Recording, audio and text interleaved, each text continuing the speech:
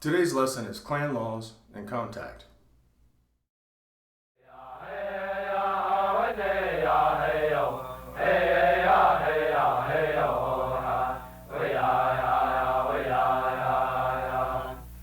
Oh yes, I love you, honey dear.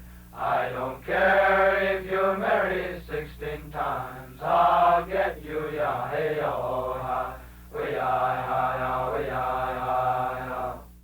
Vine Deloria in Red Earth, White Lies said that every human society maintains its sense of identity with a set of stories that explain, at least to its satisfaction, how things came to be.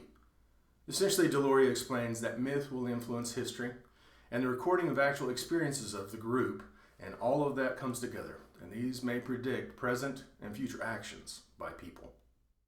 Mark Twain, who was very sarcastic, said, "When whole races and peoples conspire to propagate gigantic mute lies in the interest of tyrannies and shams, why should we care anything about the trifling lies told by individuals?" I like what historian Alan Gallet says in the introduction of his book entitled The Indian Slave Trade. Gallet states, Native American histories can no longer be categorized by before and after pictures in which Indians were depicted as monolithic cultures, unchanging and unchangeable. Instead, Aboriginal peoples are now analyzed in context of a long history that preceded engagement with Europe. Let's dive into the history of contact. Contact with the tribes of North America had been intermittent. In 1513, Juan Ponce de Leon landed in eastern Florida, named La Florida, or Place of the Flowers. He returned in 1521 attempting to colonize. It was not successful. Historians have noted that the principal impetus for the Spaniards' exploration to the north of the Caribbean colonies was their need for slave labor, for Native American slave labor. So, contact period requires that we have some context. And here's a context. Let's talk about clan laws and the Seminole. I'll start with this tribe because they've survived multiple contacts and are still in Florida. The Seminole clan structure is matrilineal. Some tribes are patrilineal. Some tribes trace both. The clan structure was significant to Turtle Island. The Seminoles say in the Seminole Nation in Oklahoma State, in order to understand clan law and its guiding force in the lives of Seminole people, it is necessary to provide a brief explanation of the origin of the clans. In ancient times, the people aligned themselves with certain animals and other supernatural spirits to assist them in enduring hardship they were experiencing, and upon doing so, a vow was made, promising a commitment by the individual associated with their particular being to remain in association from that point forward. For the majority of Seminole people, this clan association has been maintained into modern times. In Oklahoma, there are over 39 tribes. Many of those tribes have anywhere from 3 to 22 different clans. Some tribes even have more. The clans range from animals to earth to water and sky. There could be as many as 273 different clans representing the 39 tribes in Oklahoma alone. There are over 574 federally recognized tribes in the United States. If each tribe only had 5 clans, that would be over 2,800 clans on Turtle Island. Why examine clan laws? Well, because in this history we're going to have to experience what is the difference between a village, a tribal town. Some of the Seminole tribes were Hitchiti, and thus their structure resembled other Muskogean tribes. The Muskogee are unique because they were originally around 82 separate tribal towns, united in alliances.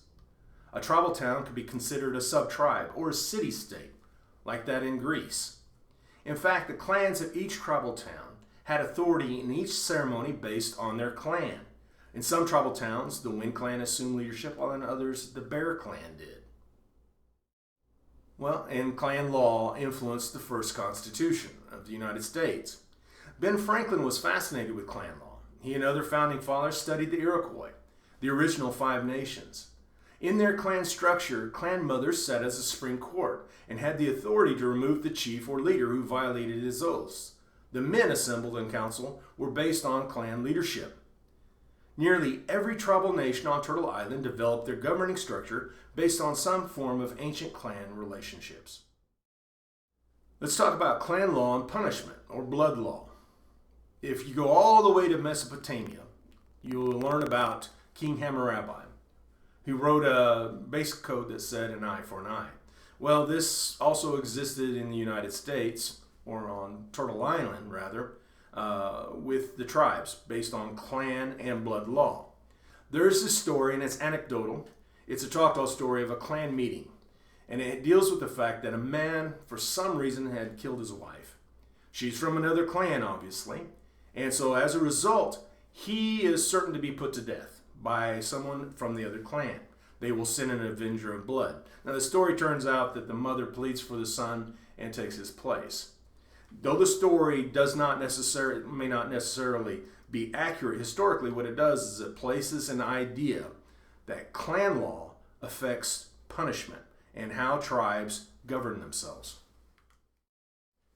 Some of those clans would become very sophisticated, and they would develop many tribal nations that we know today. The Odawa, who are called Ottawa by the dominant culture, was one such nation with a clan structure. The Odawa joined the Potawatomi, and the Ojibwe, who are also known as the Chippewa, and they formed the Three Fires Confederacy. They did so based on clan rules, and this would ultimately affect their ability to organize under Pontiac during Pontiac's attack against England. Some clan structures would become large confederations. Several Mississippi and mound building cultures became significant societies in Turtle Island. There is some dispute as to who built the largest city of Cahokia on the Mississippi River. Whether it was the Osage or the Peoria, we don't know necessarily just yet, but what we do know is that at its zenith, Cahokia was larger than London. The complexity of the clan structures formed so many confederations across Turtle Island. The diversity of clan structures and tribal languages on Turtle Island cannot be dismissed. The diversity will lead to other tribes being allies and some becoming enemies. According to the National Indian Education Association, there are approximately 644,000 Native students in school in the United States. This history lesson and this video are for them. Halito, Sio, Hishte, Sahostifo Dr. J. Ayakanaji. I'm Dr. J, and I'm a teacher.